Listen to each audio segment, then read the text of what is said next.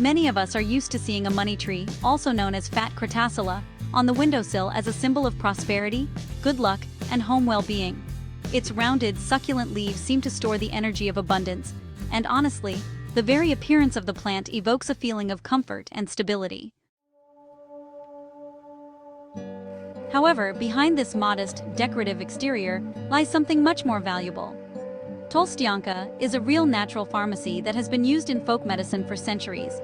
Its fleshy leaves are rich in biologically active compounds with anti-inflammatory, antiseptic, wound healing, immunomodulatory, and even antiviral effects.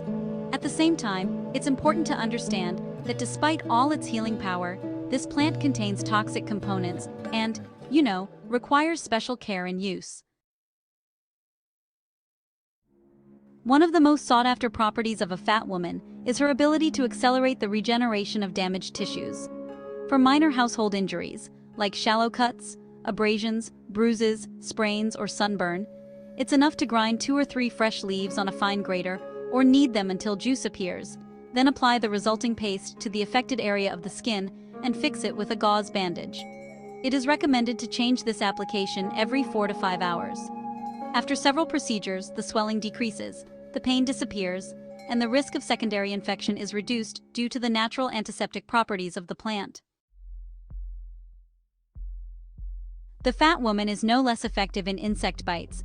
Mosquito bites, bee stings, or contact with venomous caterpillars are often accompanied by itching, redness, and swelling. In such cases, freshly squeezed juice from the leaves of Tolstoy, applied 3 to 4 times a day, acts faster than many pharmacy ointments. It relieves irritation, cools the skin, and prevents the development of an allergic reaction. Less well-known, but no less important, is the use of fatty liver in inflammatory diseases of the urinary system. In folk practice, it is used as an auxiliary agent for cystitis, arthritis, and even mild forms of pyelonephritis. To prepare the infusion, take 5 medium leaves, finely chop them, pour 200 milliliters of hot but not boiling water, and let it infuse under the lid for about an hour, then filter. Take 1 tablespoon 20 minutes before meals, twice a day. However, there is a serious warning here. Microdoses of arsenic, or arsenic, are contained in the tissues of the fat woman, so the internal intake should be short-term, no more than 3 to 5 consecutive days, and only in the absence of contraindications. For upper respiratory tract infections such as sore throat or acute pharyngitis, a fat woman can also come to the rescue. To gargle, squeeze the juice from 10 leaves and dilute it in 300 milliliters of warm boiled water. The procedure is repeated 3 times a day after meals. Antiseptic and anti-inflammatory components of the plant soften pain, reduce mucosal hyperemia, and promote faster recovery. Of particular interest is the use of fatty liver in peptic ulcer of the stomach and duodenum. According to some folk recipes, it is recommended to thoroughly chew 2 fresh leaves an hour before breakfast, without washing them down with water. The juice envelops the mucous membrane, reduces the acidity of gastric juice, and stimulates healing processes. However, this method is extremely risky due to the toxicity of the plant and is acceptable only under strict medical supervision and for a short course. With herpes rashes on the lips, the fat woman shows a pronounced antiviral effect. Fresh juice is applied to the affected area every 60 to 90 minutes on the first day after the appearance of bubbles.